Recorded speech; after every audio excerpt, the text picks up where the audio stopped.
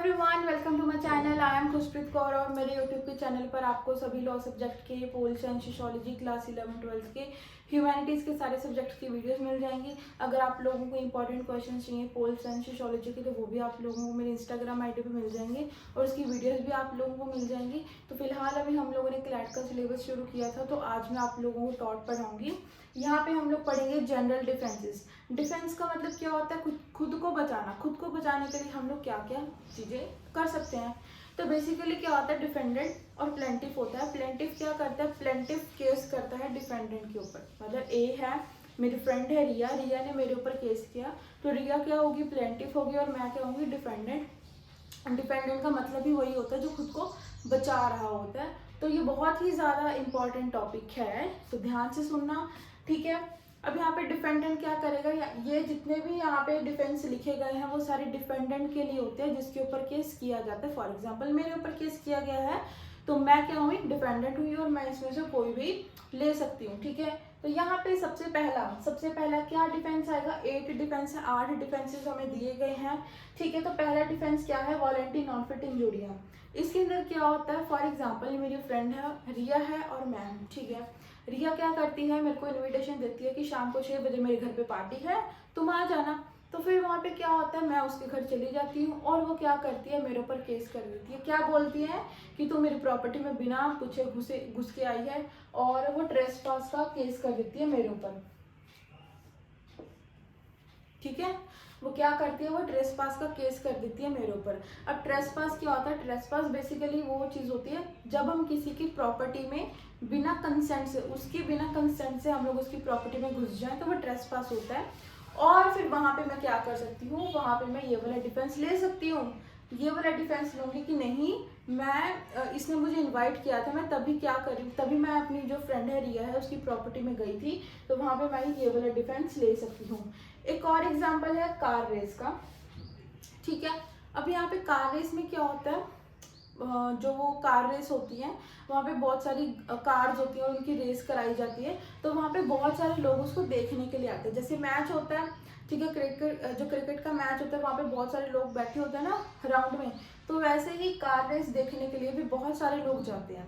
तो वहाँ पे जब लोग जाते हैं तो वहाँ पे क्या होता है? बेसिकली एक एक्सीडेंट हो जाता है, 2 कार आपस में टकरा जाती हैं और उसकी वजह से जो इंजरी होती है वो जो आगे लोग बैठे होते हैं उनको भी हो जाती है, ठीक है। तो वो जिसको इंजरी होती है वो सारे क्या करते हैं कि हमें हमारे डैमेजेस दिए जाए क्योंकि हमें इंजरी हो गई है।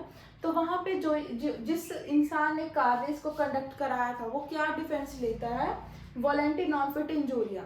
वो कैसे लेता है? वो बोलता है कि आप लोगों को पता था कि यहाँ पे कार रेस हो रही है, ऑब्वियस ही बात है यहाँ पे कुछ ऐसा इंसिडेंट या फिर एक्सीडेंट हो सकता है और आप अपनी मर्जी से आए थे, हम लोगों ने आपको ज़बरदस्ती नहीं बुलाया था यहाँ पे, तो यहाँ पे हम लोग कोई भी डैमेजेस नहीं देंगे, ठीक है। और ये बात बिल्कुल सही भी है। तो यहाँ पे मेन पॉइंट वही है कंसेंट का। क्या पॉइंट है? कंसेंट का, कि आप अपनी मर्जी से वहां गए थे। जो भी लोग वहां पे कार रेस देखने के लिए गए थे वो अपनी मर्जी से गए थे, किसी ने भी उसको जबरदस्ती नहीं बुलाया था। तो यहाँ पे कोई कंपनसेशन, कोई डैमेजेस कुछ नहीं दिया जाएगा। तो ये हमारा होता है voluntary non fit injuria. But यहाँ पे कंसेंट होनी बहुत जरूरी है, कंसेंट होनी बहुत जरूरी है। बट अगर आप किसी को झूठ मूठ बोल के हैं वहाँ पे कार रेस में लेके आओगे या फिर कोई और चीज़ हो जाती है, आप उससे फ्रॉड करते हो, मिस रिप्रेजेंटेशन करते हो, तो वहाँ पे ये डिफेंस नहीं चलेगा। ध्यान रखना, ये डिफेंसेस जैसे जैसे मैं बता रही हूँ वैसे वैसे ही आप लोगों को याद करने हैं। याद कर लेना एमसीक्यूज, फिर आप लोगों को मैं बाद में कराऊंगी जब मैं आपको टॉट कंप्लीट करा दूंगी। इसके बाद हम लोग लाइबिलिटीज करेंगे, ठीक है। तो पहला समझ आ गया। दूसरा है प्लेंटिफ रॉन्ग डूअर। प्लेंटिफ कौन? मैंने बताया प्लेंटिफ कौन होता है? जिसने मेरे ऊपर केस किया है। अगर फॉर एग्जाम्पल रिया ने मेरे ऊपर केस किया, अगर रिया ही खुद गलत है, रिया ने खुद गलत काम किया और उसने खुद को बचाने के लिए मेरे ऊपर केस कर दिया, तो वो चीज़ भी क्या होगी? तो मैं वहाँ पे प्लेंटिफ रॉन्ग डूअर का क्या ले सकती हूँ? डिफेंस ले सकती हूँ। फॉर एग्जाम्पल, अब हम लोग एग्जाम्पल लेंगे, ध्यान से समझना। यहाँ पे लैंड है, ठीक है, यहाँ पे चारों साइड क्या है? वायर्स लगी हुई हैं, ठीक है, जिसमें क्या आती है? इलेक्ट्रिसिटी आती है। तो यहाँ पे जो ए इंसान है, ए क्या करता है? बी की लैंड में बिना पूछे घुस जाता है, ठीक है।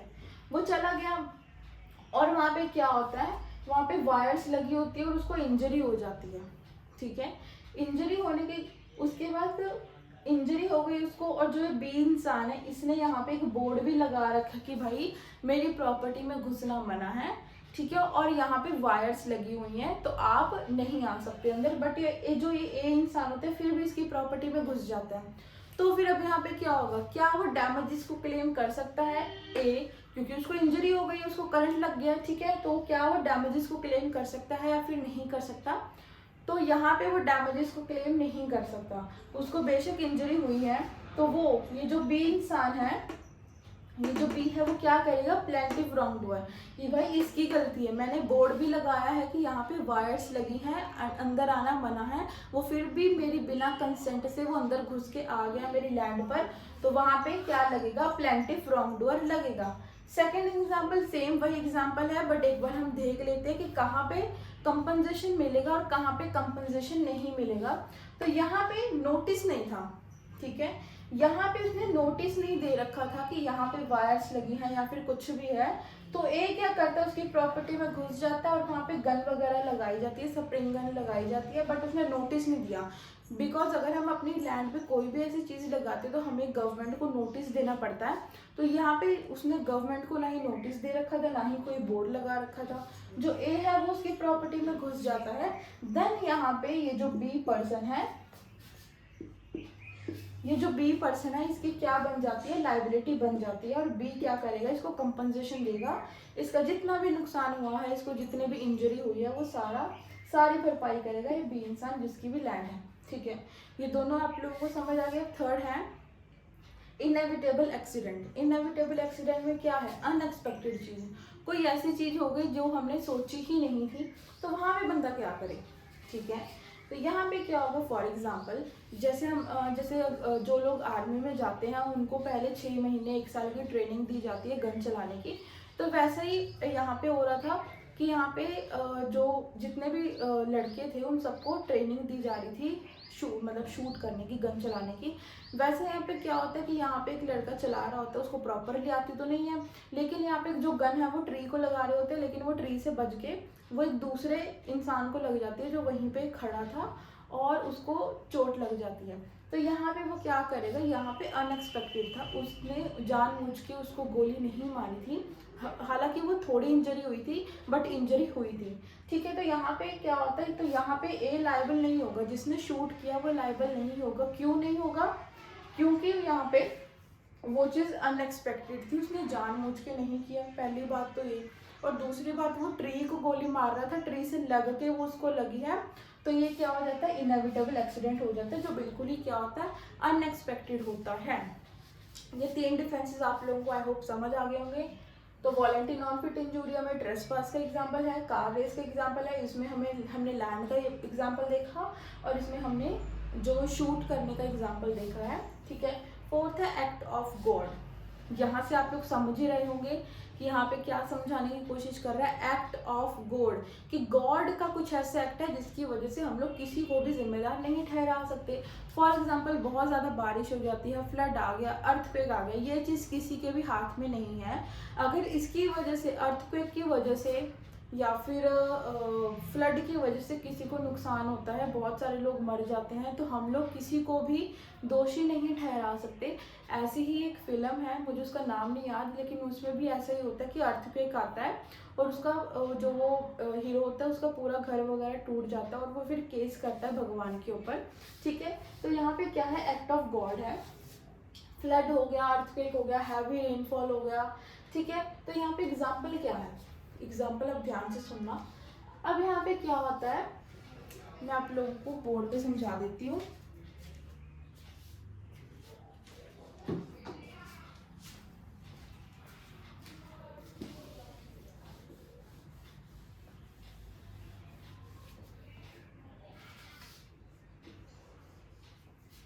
ये घर है, ठीक है, इसकी अब यहाँ पे क्या है, बारिश हुई, ठीक है, बहुत तेज बारिश हुई, और यहाँ पे क्या हुआ, बारिश की वजह से ये दीवार गिर गई, ठीक है। इसी के साइड में क्या है, पार्क है, पार्क है, यहाँ पे कुछ बच्चे खेल रहे थे और उनको इंजरी हो गई, तो यहाँ पे क्या होगा, एक्ट ऑफ गॉड लगेगा, ठीक है। यहाँ पे डिफेंस क्या लगेगा, एक्ट ऑफ गॉड लगेगा। क्यों? क्योंकि यहाँ पे बारिश की वजह से, बहुत ज़्यादा रेनफॉल होने की वजह से वो दीवार गिर गई और उसकी वजह से यहाँ पे जो बच्चे खेल रहे थे उनको नुकसान हो गया, इंजरी हो गया।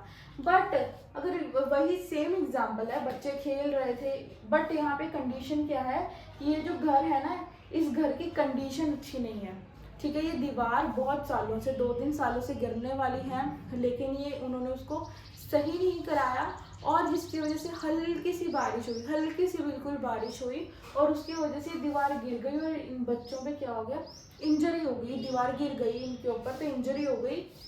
वहाँ पे ये जो ए है वो क्या नहीं कर सकता, कोई भी डिफेंस नहीं ले सकता एक्ट ऑफ गॉड का। तो वही है कि वॉल है, बहुत ज़्यादा हैवी रेनफॉल हुआ तो वो लायबल नहीं होगा।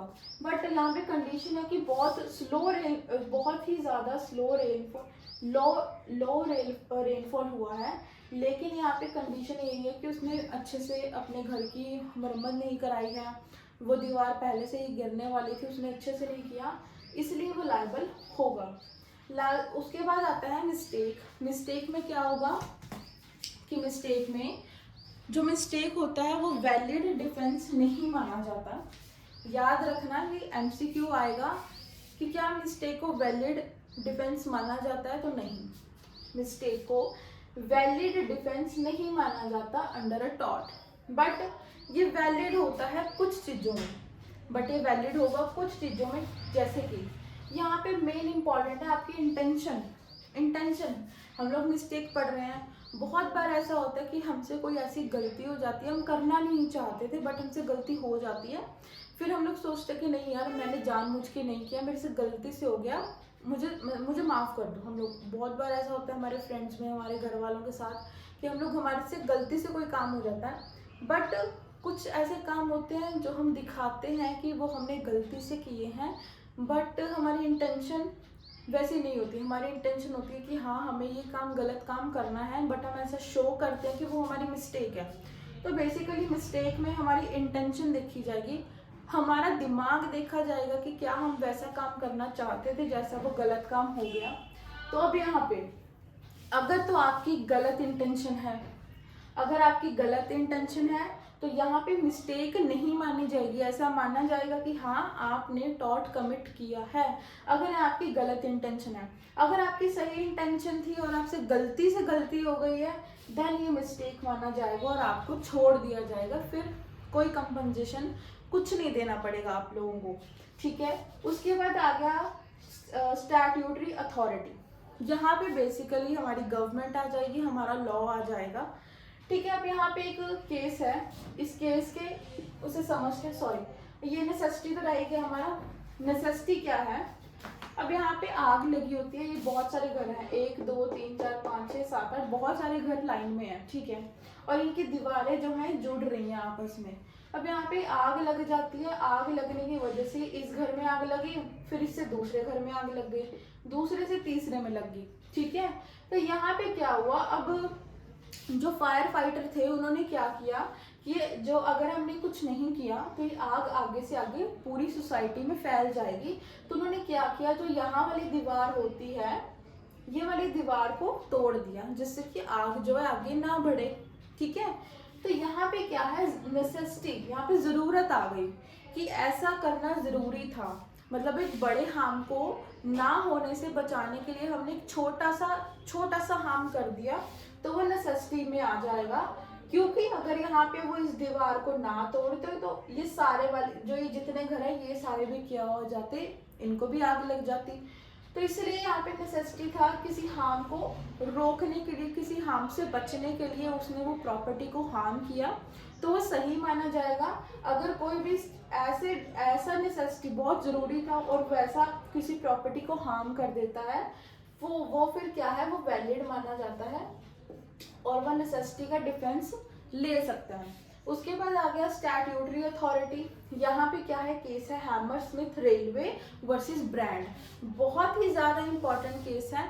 इस केस में ये है बेसिकली एक किसी की प्रॉपर्टी है और उसी प्रॉपर्टी के साथ में वो रेलवे होती है, जहाँ से ट्रेन जाती है, ठीक है, उसकी पटरी होती है, तो वहाँ पे क्या होता है कि उस इंसान की प्रॉपर्टी की वैल्यू कम हो जाती है। किसकी वजह से? क्योंकि रोज वहाँ पे ट्रेन गुजरती है, इतना ज़्यादा शोर होता है, हॉर्न बजता है, वाइब्रेशंस होती हैं, जिसकी वजह से उसकी प्रॉपर्टी का जो प्राइस होता है, मान लो अगर अगर वहाँ पे ट्रेन ना जाती तो वहाँ पे उसकी प्रॉपर्टी 50 लाख रुपए थी, बट वहाँ पे ट्रेन जाती है तो उसकी प्रॉपर्टी का जो रेट है वो वैल्यू कम हो जाती है, 25 हो जाता है, उसको नुकसान हो जाता है। तो फिर वो केस करता है इस रेलवे के ऊपर, ठीक है, जो रेलवे है इसके ऊपर केस करता है। अब इस रेलवे को कौन कर रहा था? इस रेलवे को कौन चला रही थी? हमारी गवर्नमेंट चला रही थी। स्टैट्यूटरी का मतलब ही क्या होता है? लॉ। मतलब इस चीज को, ये जो रेलवे है इसको कौन चला रहा था? हमारा गवर्नमेंट चला रहा था। तो यहाँ पे रेलवे जो है वो लायबल नहीं होगा किसी भी कंपनसेशन के लिए, किसी भी चीज के लिए। अब प्रॉपर्टी उसकी है, बेशक उसको नुकसान हुआ है, बट यहाँ पे रेलवे कौन चला रहा है? यहाँ पे रेलवे हमारी गवर्नमेंट चला रही है, एंड यहाँ पे वो लायबल नहीं होगा। वो लायबल क्यों होगा? ऑब्वियस ही बात है, ठीक है। तो ऐसा तो बहुत बार होता है कि हर जगह से उनको रेलवे निकालनी पड़ती है, और वहाँ के आसपास जितने भी घर होते हैं वहाँ पे शोर होता ही है, बट आप लोग ऐसे डैमेजेस क्लेम नहीं कर सकते। तो रेलवे वालों ने यही बोला कि भाई हमारा तो कोई हाथ ही नहीं है, ठीक है। यहाँ पे हमें काम करने के लिए, रेलवे बनाने के लिए और ट्रेन चलाने के लिए हमें गवर्नमेंट ने बोला, हम कुछ नहीं कर सकते। तो यहाँ पे रेलवे लायबल नहीं होगा किसी भी चीज़ के लिए। लास्ट आता है प्राइवेट डिफेंस। प्राइवेट डिफेंस आप लोगों ने बहुत जगह पढ़ा होगा, तो वही है, कुछ नहीं है। प्राइवेट डिफेंस का मतलब होता है खुद को बचाने के लिए हम लोगों ने किसी सामने वाले इंसान को हार्म कर दिया, एंड वो वैलिड होता है, बट आपको प्रूव करना पड़ेगा कि हाँ आपने सामने वाले को मारा है, उसको हार्म किया है, इंजरी किया है, तो क्यों किया है, ठीक है। आप खुद को बचाने के लिए क्या कर रहे हो? किसी दूसरे इंसान को हार्म कर रहे हो, बट वो रीजनेबल होना चाहिए। फॉर एग्जाम्पल मुझे कोई खबर दे देता कि मेरे घर में चोर आने वाले हैं रात के 12 बजे, और मैं तलवार लेके खड़ी हो जाती हूँ, वो जब भी आते हैं, कोई भी मेरे घर के सामने से आता है, मैं उसको मार देती हूँ, और लेकिन फिर बाद में मेरे को पता लगता है कि वो तो चोर ही नहीं थे, वो तो कोई और था जो मेरे घर के सामने खड़ा था और मैंने उसको मार दिया। तो यहाँ पे खुद को बचाने के लिए यहाँ पे बोला गया कि आप खुद को बचाओ और सामने वाले को इंजर कर सकते हो, बट एक रीजनेबल होना चाहिए। ऐसा नहीं है कि उस सामने वाले ने मुझे कुछ भी नहीं किया और मैंने उसका मतलब उसको गोली से उड़ा दिया, उसको मार दिया जान से, ठीक है, ऐसा नहीं होना चाहिए। बट अगर सामने वाला मेरे पे हमला करता है, ठीक है, मेरे हाथ पैर बांध देता है, तब जाके मैं उनको मार सकती थी, उनको कुछ कर सकती थी, और वो प्राइवेट डिफेंस माना जाता। बट ऐसा नहीं हो सकता कि सामने वाले ने कुछ नहीं किया और मैंने उसको मार मार के उसका बुरा हाल कर दिया, तो ऐसा हम नहीं कर सकते। तो ये प्राइवेट डिफेंस है, एंड इसके इम्पॉर्टेंट केसेस आप लोगों को मेरे नोट्स में मिल जाएंगे। जो मेन चीज़ थी वो मैंने आप लोगों को समझा दी। लिखने के लिए, पढ़ने के लिए पूरी बुक पढ़ी है, ठीक है, बहुत सारे नोट्स हैं, हर जगह से मिल जाएंगे, बट जो मेन चीज़ थी वो मैंने आप लोगों को पढ़ा दी है, ठीक है। अब यहाँ पे अब आपको क्या करना है? कुछ नहीं करना है, यहाँ पे बस आपको मेरे नोट्स पे जाना है। जो मैंने केसेस वहाँ पे लिखे हैं वो आपको पढ़ने हैं, नोट डाउन करने हैं। उसके बाद आप लोगों को एमसीक्यूज मिल जाएंगे, ठीक है, 4-5 दिन तक, और तब आप लोग आराम से बैठ के एमसीक्यू सॉल्व करना। और जो क्लैट में जो जिस तरीके से पेपर आएगा, जैसे जैसे एमसीक्यूज आएंगे वैसे वैसे ही मैं आप लोगों को प्रोवाइड करवाती जाऊंगी। आप लोग धीरे धीरे प्रैक्टिस करते रहना। जून जुलाई तक आप लोगों को अच्छे से सिलेबस कवर हो जाएगा। एंड अगर आप लोगों को मेरी वीडियो अच्छी लगी हो तो फटाफट से मुझे सब्सक्राइब करें, फॉलो करें एंड शेयर करें। Bye bye.